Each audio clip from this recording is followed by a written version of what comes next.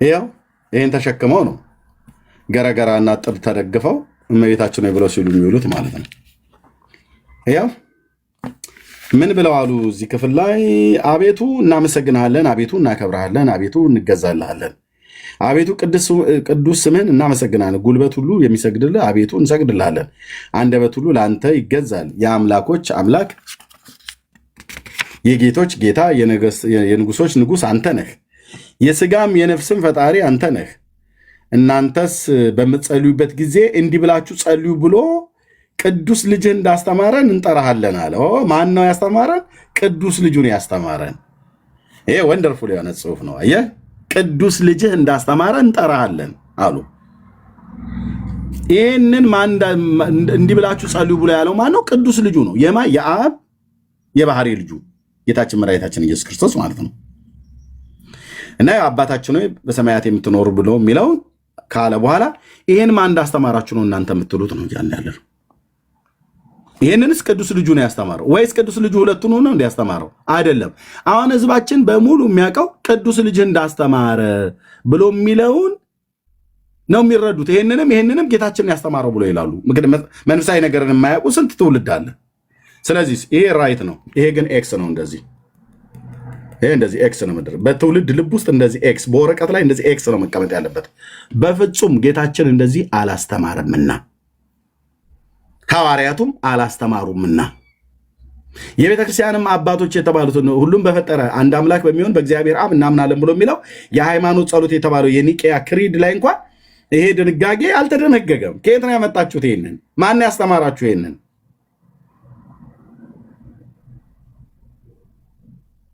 ይህንን ቤት አትረግጡትም። ቢሃይንድ ባይ ተደብቀ ትሰማለህ። እዚህ ከፍ አድርገው እስኪ ኤርሚ እዛ ጋር ምንድን ነው ወደ ቀኝ ጸሎቱ ኤክስ ያረከበት ጋር ምን ይላል? ሲጨርስ ምን ይላል? አሜን ኃጢአታችንን ያስተሰርይልን ዘንድ። ለምን ያስተሰርያል? ራሱ አይሰሪም? እንዲ አማላጅ አይደለም እሱ አይደለ? አማላጅ መሆኑ አይቀበሉም እነሱ አይደል?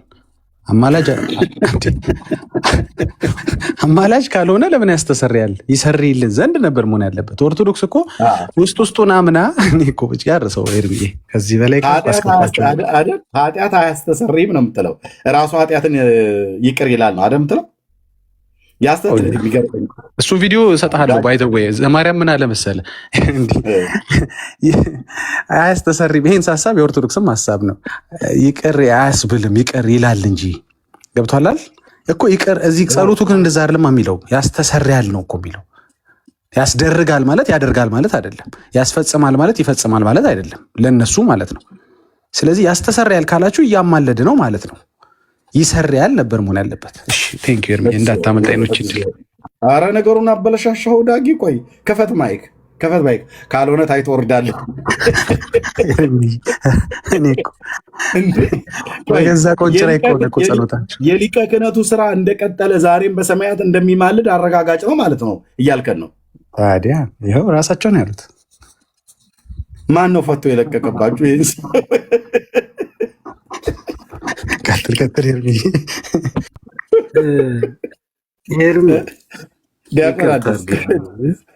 እንትኑ ግዕዙ እኮ ከመእስራኤለነ ነው የሚለው።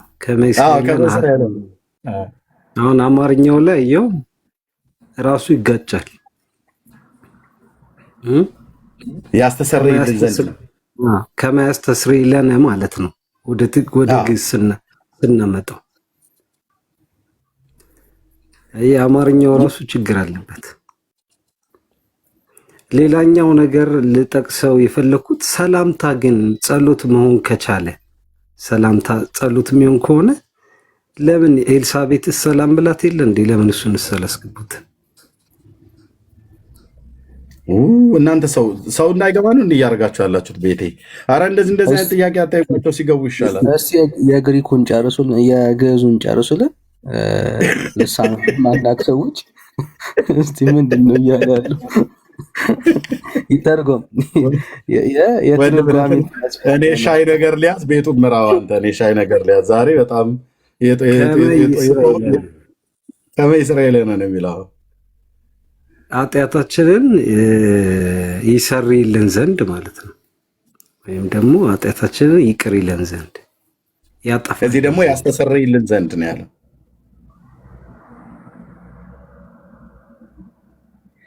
ወዴት ነው እየሄደች ያለችው ቤተክርስቲያን ግን? የእውነት ሁሉም ከየኪሱ እያወጣ የሚጨምርበት ሁሉም ነገር እኮ እንደዚህ ሆነ እኮ ነው እኮ ይቸገር። 7 ጾም አሉ። አሁን አንድ ጾም ጨመሩ። ኔክስት ደግሞ 3 ታስቧል። ጸሎቱ 10 ሊያደርጉ አዎ እንዴ ካልሞላ የማን ጨመሩ ደግሞ ሊጨምሩ እያሰቡ ነው ገና አይደለም። ጽጌ ጾማውን ከ7ቱ ጾማት አንዱ አይደለም። ጽጌ ጾም 2 ይቀራል 10 ይሙላ ብለዋል። እና ይሄ ነው አስቸጋሪ ነው። በተራበ ቁጥር እነሱ ይጠግባሉ። አይርሚዬ ህዝቡ በተራበ ቁጥር እነሱ ስለሚጠግቡ። ኦኬ መልካም። እሺ አዱናክ መጥቷል። ወንድምነት ዳንዬ ያውራው። አዱናክ ሊመልስልን መሰለኝ። እሺ አዱናክ እንኳን ደህና መጣ። እሺ ከየት ቤተነት? ከኢትዮጵያ ኦርቶዶክስ ተዋሕዶ ቤተክርስቲያን። ይቅርታ ለድምጼ። እሺ ዌልካም ብለናል። እሺ እመቤታችን ሆይ የሚል ጸሎት አላችሁ?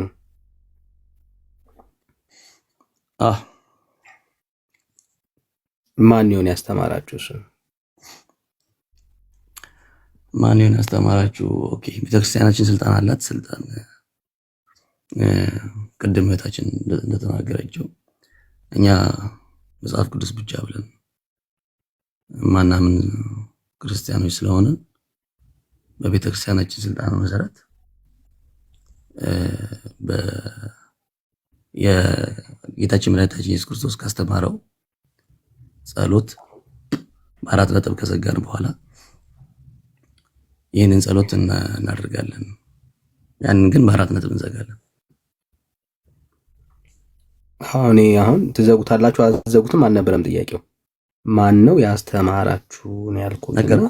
አሁንም ስለ ቤተክርስቲያን ነው የጠየኩትና መጽሐፍ ቅዱስ ላይ ያስተማረ የለም፣ ግን ቤተክርስቲያኒቷ ስልጣን አላት።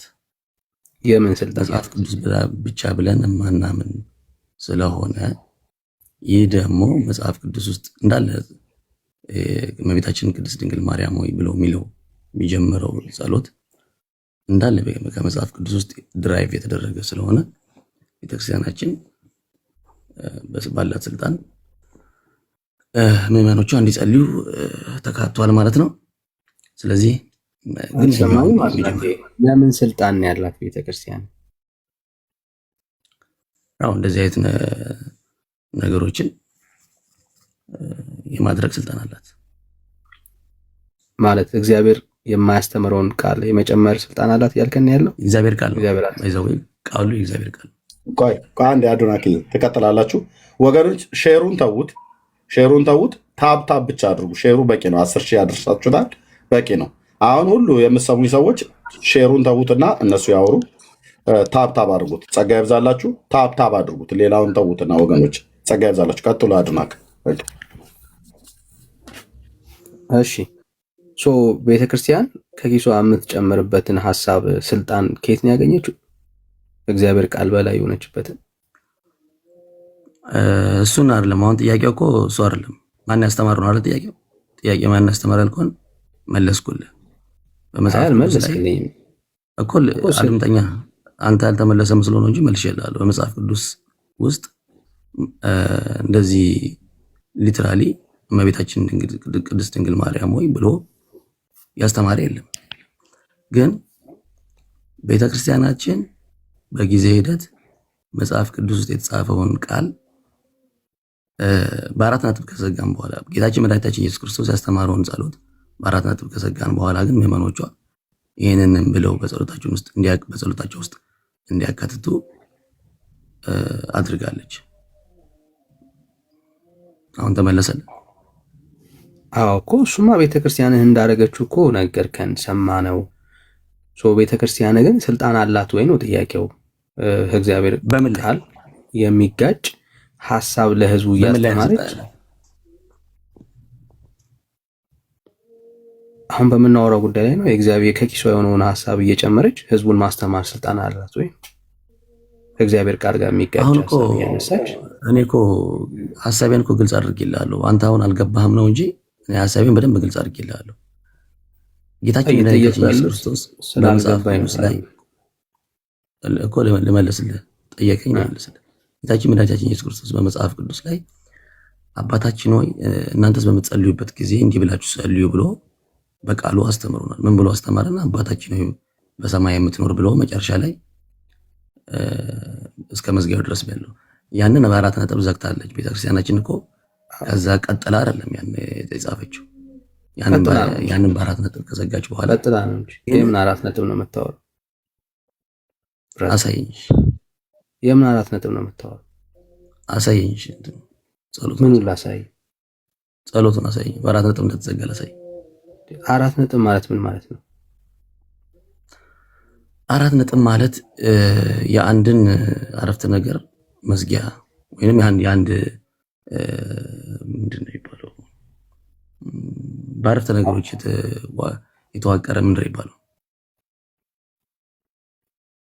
እነሱን ሀሳቦቹን የሚዘጋ በአራት ነጥብ ትዘጋለህ። አረፍተ ነገርም በአራት ነጥብ ይዘጋል። ዞሮ ዞሮ አሁን የአራት ነጥብ አስፈላጊነቱ ጋር አራት ነጥብ ተዘጋ ማለት ቀጥለ ሌላ ነገር ሀሳብ ተጨምራለህ ማለት ነው እንዴ? ቤተክርስቲያን እኮ እያወራን ያለ ነው ስለ ስርዓት ነጥብ አለም እየተነጋገርን ያለ ነው። ሀሳብ ነው እያወራን ያለ ነው። አልቀላቀል ነው ማለት ተቀላቅሎ ኮንሰይሽ አንዴ ረጋ ብል አራት ነጥብ የምታወራው በጽሁፍ ላይ ስርዓት ነጥቡን ለማያያዝ ግን ድምጽ ግን በደንብ አይሰማኝም። ያንተ ድምጽ ነው በደንብ እየተሰማኝ አይደለም። ድምጽ እስካሁን ድረስ አይ ትንሽ የምትሰማኝ ነው። ይሰማኛል እኮ ግን ትንሽ በጣም ትንሽ አንሳብኛል። ትንሽ ጮክ የምትለው ምናልባት ሌሊት ስለሆነ ሌሊት ይሆናል። እሺ ችግር ሌሊት ስለሆነ ነው። እሺ ሁለት ፖይንቶችን ያነሳው። የመጀመሪያው ፖይንት ምንድነው? ይህንን ማን ጨመረ ስንል ቤተክርስቲያን ስልጣን ስላላት ነው አልከን። ቤተክርስቲያን ከእግዚአብሔር ሐሳብ ውጭ የሆነውን ጉዳይ ትጨምር የሚል ማስረጃ የለም በእግዚአብሔር ቃል ውስጥ። ያለ ማስረጃ ከራስህ ኪስ ነው ያወጣና የነገርከን። ቤተክርስቲያን ስልጣን ስላላት ነው አልክ። ቤተክርስቲያን ከእግዚአብሔር ሐሳብ ውጭ የሆነውን ሐሳብ እየጨመረች ለህዝብ ታስተምር የሚል ስልጣን የላትም። ቤተክርስቲያን አላት የምትል ከሆነ ማሳየት ትችላለህ። ሁለተኛው ፖይንት ያነሳው እግዚአብሔር ሐሳብ ውጭ ነው ታምናለህ? አንዴ ሁለተኛው ፖይንት ደግሞ ደጋግመህ እያነሳ ያለው አራት ነጥብ ነው። እኛ በአራት ነጥብ ከተዘጋ በኋላ ነው ይህንን ጸሎት የምንጸልየው አልክ። ብራዘር አራት ነጥብ ለምን እንደሚገባ ራሱ የገባ አይመስለኝም። ኦኬ አራት ነጥብ የምትጠቀመው በጽሁፍ ላይ ሐሳቡን እዛ የሚያነበው ሰው ሐሳቡ እዛ ጋር እንዳለቀ የሚያሳይ ሐሳብ አረፍተ ነገሩ የተጀመረው አረፍተ ነገር እንዳለቀ የሚጠቁም ነው እንጂ ከዛ ውጪ የምታነሳውን አሁን ለምናነሳው ሐሳብ ከማርያም ጋር የሚገናኘው ነገር ከአራት ነጥብ ጋር ምንም የሚገናኝ ነገር የለውም። ምናልባት ስብከት ላይ ለማሳመር ተጠቅመውበት ከሆነ አላውቅም፣ ግን አሁን ለምናወራው ሐሳብ አይናገርም፣ ምንም አያስተምርም። እያልን ያለ ነው ማርያም ብለህ የምትጸልየው ወደ ማርያም የምታደርገው ጸሎትና ልመና የእግዚአብሔር ቃል የማያውቀው ትምህርት ነው እያልን ያለ ነው። ኦኬ ጌታችን ኢየሱስ ክርስቶስ በጸሎቱ ውስጥ አንድም ቦታ ላይ ለፍጡር ወደ መጸለይ አላስተማርም። ኃጢአተኛ በደለኛ ሰው ራሱ አምላኩንና ፈጣሪውን እንዲያዋራው ብቻ ነው ያስተማረው። ያ ጸሎት ውስጥ የሌለ ኮንሰፕት በአዲስ ኪዳንም ይሁን በብሉይ ኪዳን ያልተደረገ ልምምድ ወደ ማርያም እንድትጸልይ የሚያደርግህ መጽሐፍ ቅዱሳዊ ማስረጃ የለም ነው እያልን ያለ ነው። ኦኬ ምናልባት ከአንተ ጋር ያልተግባባንበት ነገር ሊኖር ይችላል። አሁን ምንድነው መሰለህ፣ አሁን ጥያቄ የነበረው ምንድነው አባታችን ሆይ ከላይ እዚህ ጋር የኤርሚያስ ፔጅ ላይ አለ። አባታችን ሆይ ጌታ ያስተማረው እመቤታችን ሆይ ሰው የሰው ትምህርት ነው የሚለው ርዕሱ ይሄን ይመስለኛል። ያለ ርዕሱ የሰው ትምህርት ነው። አሁንም ያረጋገጥክልን እኮ የሰው ትምህርትን እንደሆነ ነው እየነገርከን ያለው። እመቤታችን ነገርኩህ እኮ ቅድም ስጠይቀኝ፣ ቅድም ከየት አመጣችሁት ብለህ ስጠይቀኝ ቤተክርስቲያናችን የጌታችን መድኃኒታችን ኢየሱስ ክርስቶስ ያስተማረውን ጸሎት በአራት ነጥብ ከተዘጋ በኋላ ከመጽሐፍ ቅዱስ የተጠቀሰ ጥቅስ ወይንም መጽሐፍ ቅዱስ ላይ ከተዘገቡ መዝገቦች ተነስታ ባላት ስልጣን መሰረት ለምዕመኖቿ ይህንን ጸሎት እንዲያቀርቡ አስተምራለች ብዬ ነገርኩ። ይሄ ደግሞ ሲደረግ ደግሞ እኛ ክርስቲያኖች መጽሐፍ ቅዱስ ብቻ እንደናንተ መጽሐፍ ቅዱስ ብቻ ብለን ስለማናምን ከዛ የተነሳ ቤተክርስቲያናችን ይህንን ጸሎት ለምዕመኖቿ ታስተምራለች ማለት ነው። ጸሎቱ ግን ዝም ብሎ ከመጽሐፍ ቅዱስ ውጭ የሆነ አይደለም። ሁሉንም ዘርዝረ ስታየው ሁሉም ከመጽሐፍ ቅዱስ የወጣ ነው። ይህንን ማስረዳት ይችላል። እሺ፣ ሁለት ፖይንት የተጋጨ ሀሳብ አሁንም እያወራ ነው ያለው። የመጀመሪያው ጉዳይ ጌታችን ኢየሱስ ክርስቶስ ያስተማረው ይሄ ጸሎት ነው። እሱ ካስተማረው በኋላ ሌላ ጸሎት ደግሞ እንጨምራለን ነው እያልከ ያለው። ኦኬ። ስለዚህ ቤተክርስቲያን በአራት ነጥብ አልዘጋችም ማለት ነው የጸሎቱን ጉዳይ። አየህ፣ ጌታችን ኢየሱስ ክርስቶስ እንድንጸልይ የነገረን ትምህርት ቤተክርስቲያኒቷ አላመነችበትም ማለት ነው። የቀረ ሐሳብ አለ ማለት ነው። አምናበታለች። አምናበትማ የጸለየችበት እኮ አንዴ ወዳጄ፣ አንዴ ስታወራ ሰማሁ አይደል? ስታወራ ኮሚት አድርጌ ነው የሰማሁ። እሺ። ስለዚህ ወይ ቤተክርስቲያን ስርዓተ ነጥብ አልገባትም ማለት ነው። ጌታችን ኢየሱስ ክርስቶስ ያስተማረውን ጸሎት ጨርሳ ከዛ በኋላ ደግሞ ከፍታ ድጋሚ ሌላ ጸሎት እያስተማረች ነው ያለችው። ለምሳሌ ኃጢአትን ይቅር እንዲልህ እግዚአብሔርን ለምነ፣ አሁን ደግሞ ደግመ ማርያም በኩል ደግሞ ጸሎትና ልመናን ደግሞ እያቀረብክ ነው ያለው። አሁን ጥያቄው ምንድነው? ሁለቱ ፖይንቶች የሚዛመዱት የመጀመሪያው ጉዳይ የሰው ትምህርት ነው እያልን ያለ ነው። እሱን ነው አንተም ፕሩፍ እያረክልን ያለው። ቤተክርስቲያን ከኪሷ ጨምራ ከራሷ ሐሳብና ከራሷ ፈቃድ ነው እንጂ የእግዚአብሔር ሐሳብ ውስጥ የሌለ ጸሎት ነው። ኦኬ። ሐሳቡ ድርጊቱ መልአኩ ገብርኤል ሰላም ብሏታል፣ ምንም ጥያቄ የለውም። መጽሐፉ ላይ ሰላምታ አቅርቦላታል፣ ምንም ጥያቄ የለውም። አለ ወይ የማርያም ስም አለ መጽሐፍ ቅዱስ ላይ፣ የገብርኤል ስም አለ ወይ አለ። ወደ ማርያምና ወደ ገብርኤል ግን ይህንን ጸሎትና ልመና አቅርቡ የሚል ግን ትምህርት የለም ነው እያልን ያለ ነው። ኦኬ። ቃላቶቹ መጽሐፍ ቅዱስ ውስጥ ያሉ ቃላቶችን መጠቀም እና እሱን ማለትና መጽሐፉ ወዳልተጻፈለት ኢንቴንሽኑም የመጽሐፉ ጸሐፊው ኢንቴንሽንም ወዳሌለበት ጉዳይ ነገሩን ማዞር ግን የሚለያዩ ጉዳዮች ናቸው። እናንተ እያደረጋችሁ ያላችሁት ምንድነው? እሱ ይሄ ጸሎትና ልመና የሰው ትምህርት ነው ስንል የእግዚአብሔር ትምህርት የጌታ ትምህርት ምንድነው? እሱ ጸሎት ልመና ወደ ፈጣሪ እንዲቀርብ በዙፋኑ ላይ ለተቀመጠው ለሰራዊት ጌታ እግዚአብሔር እንዲደርስ ነው የተጠየቀው። አየህ፣ እናንተ ግን ጸሎትና ልመና ወደ ፍጡር እንዲደረግ ነው እያደረጋችሁ ያላችሁት። አየህ፣ ይሄ ጸሎትና ልመና የሰው ትምህርት ነው።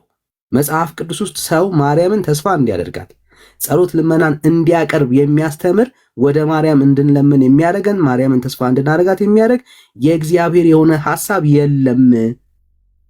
ይሄ የሰው ትምህርትና አጋንንታዊ ትምህርት ነው እያልን ያለን። ለዚህ ጀስቲፊኬሽን ካለ እንስማ በማስረጃ ማለት ነው። እሺ፣ ጥሩ። ጸሎቱን እንመልከተው። መጀመሪያ ጸሎቱን እንመልከተውና በመጽሐፍ ቅዱሳዊ ፕሩፍ አደርግልሃለሁ። እመቤታችን ቅድስት ድንግል ማርያምን በመልአኩ በቅዱስ ገብርኤል ሰላምታ ሰላም እልሻለሁ፣ በሐሳብሽ ድንግል ነሽ፣ በሥጋሽም ድንግል ነሽ። የአሸናፊ እግዚአብሔር እናት ሆይ ሰላምታ ላንቺ ይገባሻል፣ አንቺ ከሴቶች ሁሉ የተባረክሽ ነሽ ይልና ከዛ በኋላ ኃጢአታችን ያስተሰርይልን ዘንድ ከእግዚአብሔር ከኢየሱስ ክርስቶስ ዘንድ ይቅርታን ለምኝልን ብሎ ያልቃል፣ ይጨርሳል። አሁን እዚህ ጋር ድንግል ማርያም ከኤልሳቤጥ ጋር ስትነጋገር ከዛሬ ጀምሮ ትውልድ ሁሉ ብፅዕት ይሉኛል አለች ብላ ተናግራለች። ከዛሬ ጀምሮ ነው ያለችው። አሁን እዚህ ጋር ያለው ትውልድ ብቻ ሳይሆን ከዛሬ ጀምሮ ያለው ትውልድ ሁሉ ብፅዕት ይሉኛል። እንግዲህ ድንግል ማርያም በዚህ አሁን እኛ በአካል ባትኖርም ሁሉ ጊዜም በዓለም ላይ የሚኖር ሕዝብ ሁሉ ብፅዕት ይላታል ማለት ነው። ስለዚህ ጀስት ያንን ያደረግነው እኛም ብፅዕነቷን የመሰከር ነው። ገባ? አሁን አልገባኝም ያልከውን ያወራኸውን ብፅዕትነቷን እየመሰከረ ቆይ አንዴ ላስታውስ ያልከውን ፖይንት ምናልባት ረስተህ ከሆነ ድጋሚ ላስታውስ። በሐሳብም ድንግል ነሽ አልክ። ማርያም በሐሳብ ድንግል መሆኗ የተነገረበት ቦታ አስተኝ በቅዱስ ገብርኤል ሰላምታ ሰላም እልሻለሁ ብለሃል። ማርያም በቅዱስ ገብርኤል ሰላምታ መጽሐፍ ቅዱስ ውስጥ ሰላም የተባለችበትን ቦታ አሳይ። በሐሳብ ድንግል ለዚህ የሰው ትምህርት ነው የምንለው ለዚህ ነው። መጽሐፍ ቅዱስ ውስጥ አየህ አንድም ቦታ ላይ እናንተ የምታደርጉትን ልምምድ ለማርያም ያደረገ ሰው የለም። አድርጉም ተብለን የታዘዝነው ትእዛዝ የለም። ኦኬ፣ የትኛውም የመጽሐፍ ቅዱስ ክፍል ላይ ማለት ነው አንድም ቦታ ላይ ማርያምን በገብርኤል ሰላምታ ሰላም እንልሻለን ያላት ሰው የለም። ማርያም በነበረችበት በተጻፈባቸው ቦታዎች ላይ በግልጽ ቦታ የምናያቸው ጉዳዮች አሉ። አንድም ቦታ ላይ በተለየ መልኩ እናንተ ማርያምን በምትመለከቱበት ሌቭል የተመለከተ ሐዋርያ አልነበረም። በሐሳብም ድንግል ነሽ ምናምን የምትለውን ነገር ጉዳዩ መጽሐፍ ቅዱስ የማርያምን ድንግልና ከወንድ ከማወቅ ውጪ በሌላ ቦታ ተጠቅሞትም አያውቅም። ለማርያም በተመለከተ ማለት ነው። የበኩር ልጇን እስክትወልድ ድረስ አላወቃትም ነው የሚለው። ጌታችን ኢየሱስ ክርስቶስ እስኪወለድ ድረስ አዎ ማርያም ድንግል ስለመሆኗ መጽሐፉ ይመሰክራል። ከዛ ውጪ ግን በማርያም ድንግልና ላይ የሚናገረውም የመጽሐፉም ሐሳብም አይደለም። ኦኬ፣ አሁንም ስታወራ ረገጥ አድርገህ ዊዝ ኤቪደንስ ብትነግረን ደስ ይለናል። በመረጃ ስታወራው እንደሱ ሲሆን ጥሩ ስለሚሆን ማለት ነውና ሁለቱም ፖይንቶች ላይ ማስረጃ ካለ እንጠብቃለን። በሐሳብሽ ድንግል ነሽ የሚለው ነገር ነው አንተ ያልተዋጠልህ። እሱ እንግዲህ በመጽሐፍ ቅዱስ እንዲዋጥልህ አድርግልህ። እንግዲህ ስለዚህ ምን ይላል? መልአኩ ወደ እሷ ገብቶ ጸጋ ደስ ይበልሽ አላት። ጸጋም የሞላብሽ አላት። ጸጋ የሞላብሽ ምልዓተ ጸጋ ለእሷ ብቻ ነው ያላት በመጀመሪያ ደረጃ። ይሄንን አትክድም፣ ታምናለህ። ጌታ ከአንቺ ጋር ነው፣ አንቺ ከሴቶች መካከል የተባረክሽ ነሽ አላት። ከሴቶች ሙሉ የተባረከች ነች። ማንም እንደሷ የሴት የለም፣ እንደሷ ያለ ሴት የለም። ይሄንን መዋጣው። ከዛ መልአኩ እንዲህ አላት፣ ማርያም ሆይ በእግዚአብሔር ፊት ጸጋን አግኝተሻል አላት። እነሆም ትወልጃለሽ፣ እነሆም ጸንሻለሽ፣ ወንድ ልጅም ትወልጃለሽ፣ ስሙንም ኢየሱስ ትይዋለሽ። እርሱም ታላቅ ይሆናል፣ የልዑል ልጅም ይባላል። ጌታ አምላክ የአባቱን የዳዊት ዙፋን ይሰጠዋል፣ በያዕቆብ ቤትም ለዘላለም ይነግሣል፣ ለመንግስቱ መጨረሻ የለውም ይላል። ከዛም መልአኩን ማርያም ምን አለች? አሁን ጥያቄ ያቀረበች። ምን ብላ ጥያቄ ያቀረበች? አሁን እዚህ ጋር በደንብ አስታውስልኝ፣ ቅድም የተናገርኩትን ነገር በሐሳቧ ድንግል መሆኗን አሁን በደንብ አስታውስ። ወንድ ስለማላውቅ ይህ እንዴት ይሆናል አለችው። ትጸንሻለሽ ሲላት እሷ አልገባትምና ወንድ ስለማላቅ ይህ እንዴት ይሆናል አለችው። እናታችን ቅድስት ድንግል ማርያም ወንድን አታውቅም፣ ድንግል ነች።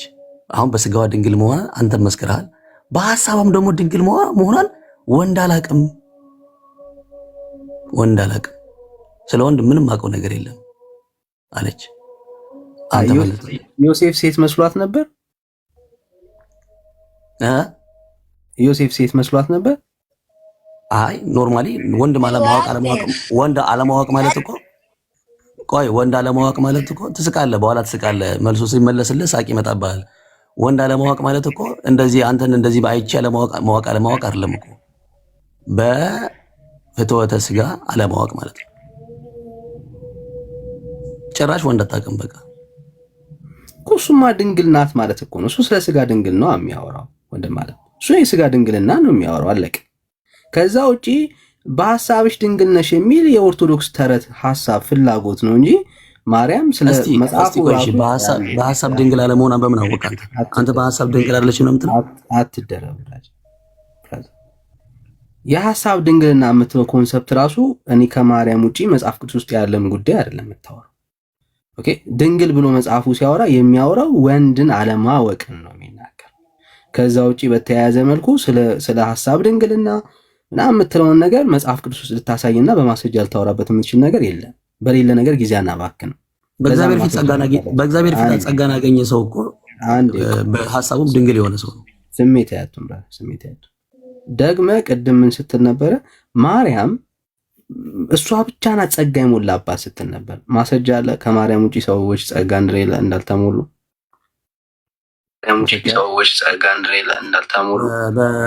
ከድንግል ማርያም ውጪ ጸጋ ያለው ሰው የለም አላልኩም። እኔ ግን ጸጋ ሙሉ ነች ነው የሚለው። ቃሉ የሚለው ጸጋን የተሞላሽ ነው የሚላት።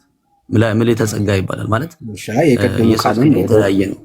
ደግመን ለአንዱ የማስተማር ጸጋ፣ ለአንዱ የሌላ ጸጋ ይሰጣል። ግን የድንግል ማርያም ጸጋ ግን ምልዕተ ጸጋ ነች የምትባለው ማለት ምንም በቃ የጸጋው ሁሉ አይነት ጸጋ አላት። በቃ የተሞላች በጸጋ የተሞላች ነች። በእግዚአብሔር ፊት ደግሞ ጸጋን አግኝታለች ማለት ነው። ስለዚህ እናታችን ድንግል ማርያም ንጽሕት ነች። ራሷ እኮ ብጽዕት ይሉኛል እኮ አለች እኮ ራሷ መሰከረች እኮ። እግዚአብሔር በመንፈስ ቅዱስ ተሞልታ ስታወራ ምን አለች? ከዛሬ ጀምሮ ትውልዱ ተቀየረሽ ወደ ቆይ አይ ችግር የለም እዚህ ጋር አልጠይቀ ነው። ጸጋን ሁሉ ተሞልታለች ጸጋን የሞላሽ ወይ ብሎ ስላላት ጸጋን ሁሉ ተሞልታለች ያልተሞላችሁ ጸጋ የለም ብለሃል። ግን ለምሳሌ የማስተማር ጸጋ ተሞልታለች፣ የመስበክ ጸጋ ተሞልታለች፣ ትንቢትን የመናገር ጸጋ ተሞልታለች። አዎ ከታች እኮ ከኤልሳቤጥ ጋር ስትነጋገር እኮ ተናግራለች። ምን ብላ ተናግራለች? ወንጌልን ሰብካለች። ነፍሴ ጌታን ታከብረዋለች፣ መንፈሴ አምላኬ መድኃኒቴ ሐሴት ታደርጋለች ይላል። የባሪያይቱን መርወድ ተመልክቷል። እንደውም ከዛሬ ብርቱ የሆነ አሁን የትንቢት ጸጋ አላት። ቆይ ከማን ጋር ስትነጋገር ነው? ከማን ጋር ስትነጋገር ነው ያንን ያለችው? ከኤልሳቤጥ ጋር ስትነጋገር አሳየኝ። ከኤልሳቤጥ ጋር ስትነጋገር ይህንን አለች ብሎ የሚለውን አሁን ያልከውን ክፍል አሳየኝ። ቁጥር 46 ላይ ያለው ማለት ነው። ሉቃስ ወንጌል ምዕራፍ 1 ቁጥር 41 ላይ ኤልሳቤጥም የማርያምን ሰላምታ በሰማች ጊዜ ጽንሱ በማኅፀኗ ዘለለ፣ ኤልሳቤጥም በመንፈስ ቅዱስ ሞላባት ይላል። በታላቅ ድምፅ ጮኻ እንዲህ አለች፣ አንቺ ከሴቶች መካከል የተባረክሽ ነሽ፣ የማኅፀንሽም ፍሬ የተባረከ ነው ካለች በኋላ የጌታዬ እናት ወደ እኔ ትመጣ ዘንድ እንዴት ይሆንልኛል አለች። እነሆም የሰላምታሽን ድምፅ በጆሮዬ በመጣ ጊዜ ጽንሱ በማኅፀኔ በደስታ ዘለዋልና አለች። ጌታም ከተነገረላት ቃል ይፈጸማልና ያመነች ብፅዕት ናት። ማርያምም እንዲህ አለች ይላል። ከዛ በኋላ ማርያም ምን አለች? ነፍሴ ጌታን ታከብረዋለች፣ መንፈሴም በአምላኬ በመድኃኒቴ ሐሴት ታደርጋለች። የባሪያይቱን ውርደት ተመልክተዋል። አሁን ይሄ ራሱ ትምህርት ነው ትንቢት ነው ወይ ስብከት ነው? ትምህርት ነው ትንቢት ነው ስብከት ነው? ይሄ የእግዚአብሔርን ቃል በዚህ ንግግር ውስጥ እግዚአብሔርን ቃል የኔን ጥያቄ ሰማኝ። ጸጋን ሁሉ ተሞልታለች የሌላ ጸጋ የለም ነው ብላ ያልከኝ። የማስተማር የመተንበይ የመስበክ አጋንንትን የማስወጣት በሽተኞችን የመፈወስ እንደዚህ አይነት ጸጋ ስጦታዎች አሉ የተዘረዘሩ ማለት ነው። የትኛውን የተሞላችሁ? ይሄ ትምህርት ነው ወይስ ንግግር ነው ወይስ ስብከት ነው ትንቢት ነው ወይስ ምንድን ነው? ቃሉ የሚለውን ነው የምልህ። ቃሉ ነው የሚለውን ነው። መልአኩ ገብርኤል ወደ እሷ ገብቶ እኮ ጸጋን የሞላብሽ ወይ ይላል። ጸጋን የሞላብሽ ወይ በኋላ እሱማ ነገርከን። ጸጋ የተሞላሽ ከዳንዬ ጋር እኮ የተቀበልኩትኝ እሱም በኋላ ይጠይቀ ነበር። በእርግጥ ዘንግቶት አይደለም። ጸጋን የተሞላሽ ወይ ብሎ ሲላላት እሷ ያልተሞላችሁ ጸጋ የለም አልከን። ሁሉ ጸጋ እሷ ላይ ያለ አልከን። ሲጀምር ጸጋን እሷ ብቻ አይደለችም የተሞላችሁ። እስጢፋኖስም ጸጋን ተሞልቷል። እዚህ ያላችሁ ሰዎች ስሙ።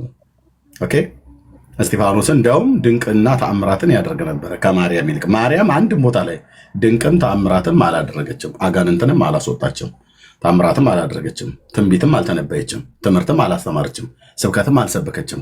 ለምን? አልተሰጣትምና። ያልተሰጣትን ተሰጥቷታል ብለው የሚሉት ኦርቶዶክሳውያን ናቸው። አንድም ቦታ ላይ ፈውስ ስትፈውስ አናቅም። ብትፈውስ በጌታ ጸጋ ነው የምትፈውሰው፣ ግን የለም አልተጻፈም።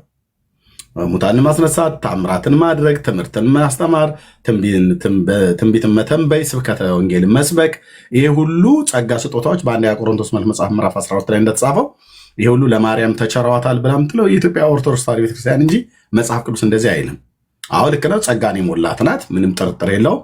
ጌታ ለእናትነት ከዚህ ትውልድ መካከል መርጧታል። የተባረከች እናት ናት። የጸሎት ሴት ነች። ከሐዋርያቱ ጋር አብራ ስትጸልይ ነበረ። የጌታ እናቱ ናት፣ ምንም ጥርጥር የለውም። ግን ጸጋን ሁሉ ተሞልቷታል፣ እሷ ላይ ያልወረደ ጸጋ የለም የሚባለው ውሸት ነው። ብፅዕት ነች ብራዘር። በቃ ብፅዕት ማለት የተባለ ብፅዕት እኔም ብፁዕ ነኝ። እሷ ብቻ አይደለችም ብፅዕት፣ እኔም ብፁዕ ነኝ። ኦኬ አየህ፣ እናንተ ብፅዕት የእስራኤልም ሕዝብ ብፁዕ ነው። እንዲያውም ብፁዓን ብለው ይጠሯቸዋል ተብሎ የተባለ ከማርያም በፊት የእስራኤል ሕዝብ ነው ብፁዓን ተብላችሁ ትጠራላችሁ ብሎ ያለው በነቢያት መጽሐፍት ላይ ማለት ነው። ብፁዕ ወይ ብፅዕት ለሴት ነው፣ ብፁዕ ለእኔ ነው፣ ብፁዓን ለብዙዎች ነው። ስለዚህ የእስራኤል ሕዝብ ብፁዓን ብለው አሕዛብ ሁሉ ብፁዓን ብለው ይጠሯቸዋል ይላል መጽሐፍ ቅዱስ።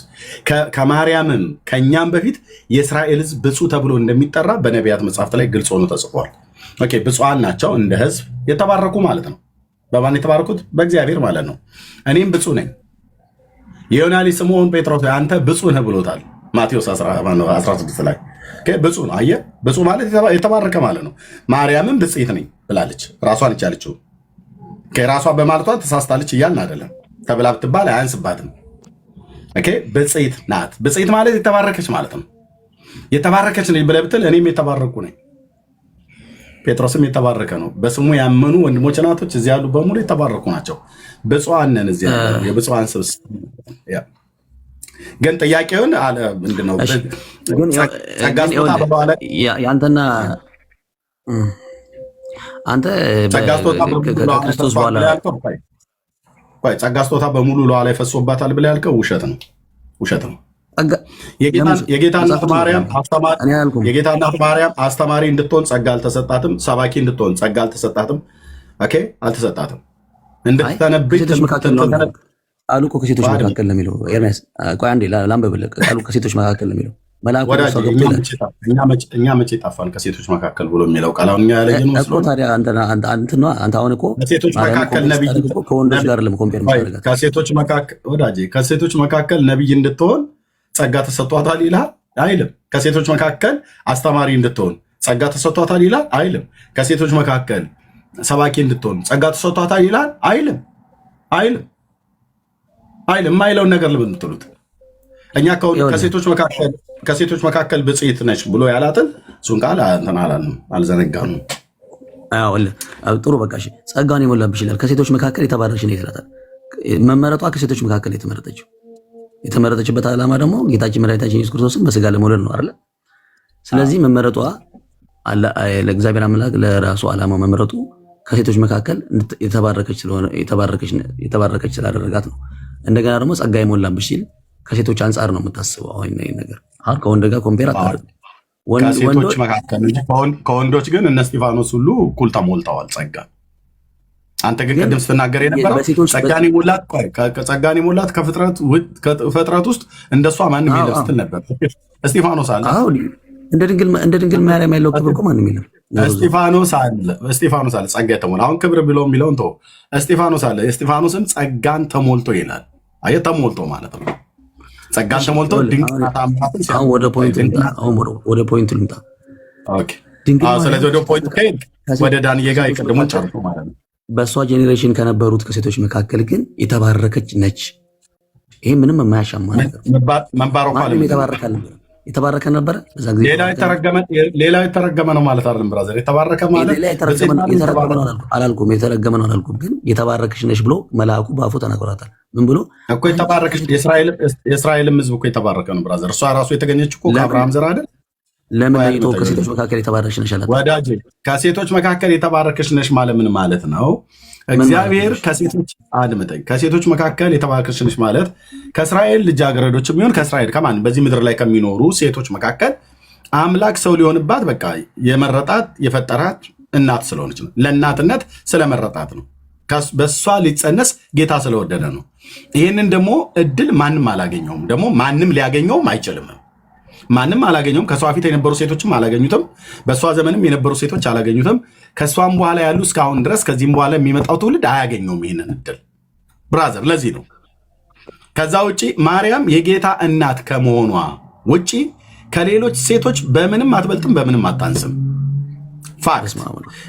አሁን ለምሳሌ እዚያው መቅድ ያለች እዚህ ጋር እህት ማለት ነው። ሴት አንድ ብቻ ነው ያለው መድኃኒዓለም ክርስቶስ። ይሄ ቤት ሴት ጨቋኝ ነው እንዳይባል ነው ግቡ። እና ምንድነው ያልኩት? ማርያም ጌታን ከመውለዷ ውጭ ከመቅዲም የሆነ እዚህ ካሉ ሴቶች በምንም አትበልጥምም፣ በምንም አታንስምም። ጌታን ከመውለዷ የጌታ እናት ከመሆኗ ውጭ መቅዲ ሴት ናት። የጌታ እናት ማርያም ሴት ነች። መቅዲ በደል ኃጢአት አለባት። የጌታ እናት ማርያም በደልና ኃጢአት አለባት። መቅዲ ክርስቶስ ሞቶላታል። አሳይሃለሁ እኮ አልኩህ ብራዘር። የምታደርገው እንደውም ከራሳችሁ ከቅዱስ ያሬድ መጽሐፍ ሁሉ ጭምር አሳይሃለሁ። ኦኬ መቅዲ ክርስቶስ ሞቶላታል፣ ሴት ነች። ማርያምም ክርስቶስ ሞቶላታል። ለእሷም በደልና ኃጢአት ነው ኢየሱስ የሞተው፣ ለማርያም በደልና ኃጢአት ማለት ነው።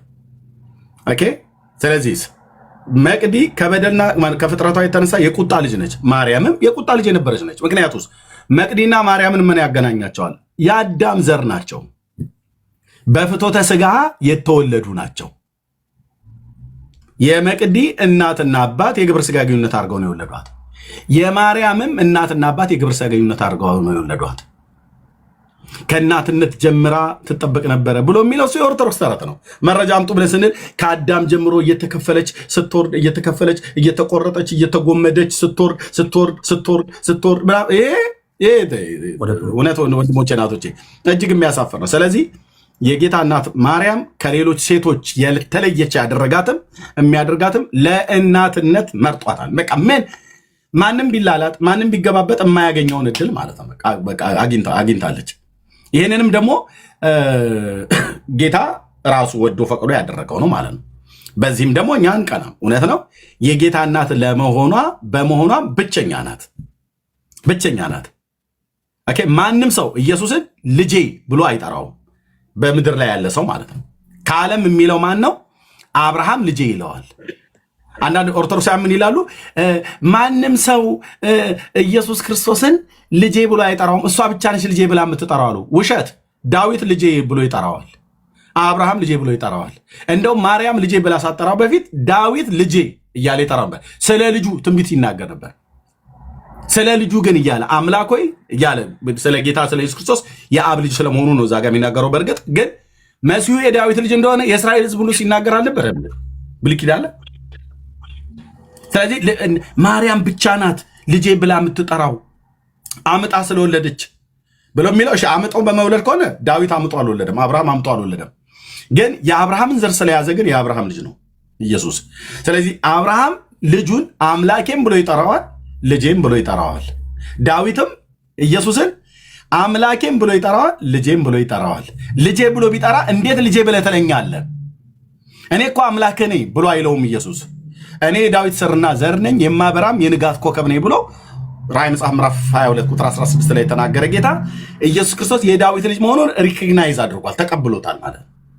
ዳዊት አባትህ ነው እኮ ብለህ ብትለው ኢየሱስ ክርስቶስን ተሳስተሃል አንተ ባለጌ አይልም። አዎ አባቴ ነው ይላል። ፋክት። ማርያም እናት ነች ብለህ ብትለው አዎ ብሎ እንደሚልህ ኢየሱስ ዳዊትም እኮ አባትህ ነው እስኪ አሜን በል ብለህ ብትለው ኢየሱስ አሜን ነው የሚልህ። ለምን?